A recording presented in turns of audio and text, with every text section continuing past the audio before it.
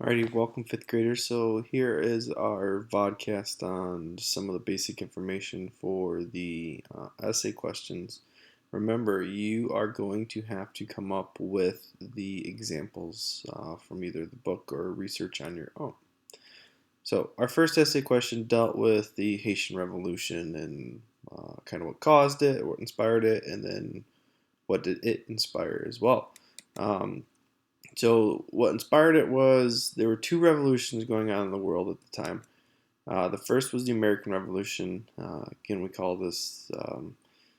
You should have an understanding of what transpired, but just a quick synopsis is the British colonists revolted against the British rule in North America.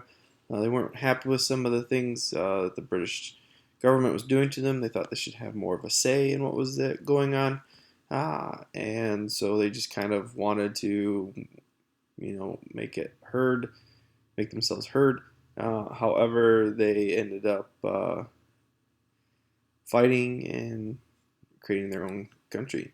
The second one is the French Revolution, and this was going on because the French people, so like the citizens, the lower classes of France, felt that the government had pretty much been taxing them too much and things of that nature, so on and so forth. So they rose up and rebelled against the French royalty.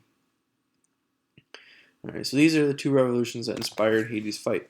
So then what happens next is that Haiti's fight for independence inspires other countries of Latin America. So here, this is where I want you to come up with an example of another country's revolution and explain to me what happened in it.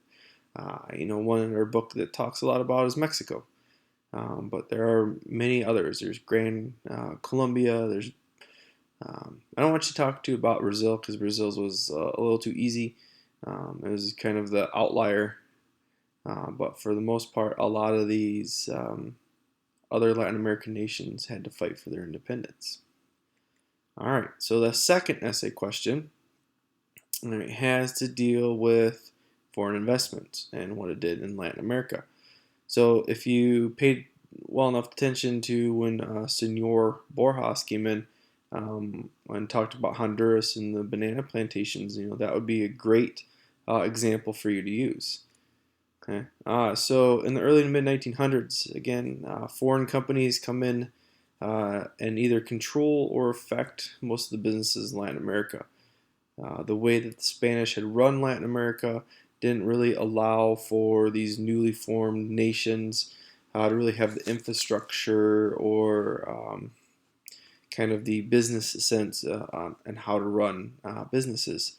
So a lot of foreign companies were invited in or came in to run these businesses in Latin America. All right. So, however, later though, a lot of these nations realized that a lot of the money that was being made by these companies wasn't staying in their country. It was leaving and going back to where the other countries were going, or where the other businesses were from in their countries. So they looked to take over these businesses so that they could control them, all right, and keep the money within their country so that they could build up their economies. All right, so here is where you should be looking at a country and what some of the foreign investments are. You guys have that packet from when we talked about Venezuela's economy. You could look at if there is another country that interests you instead of Venezuela.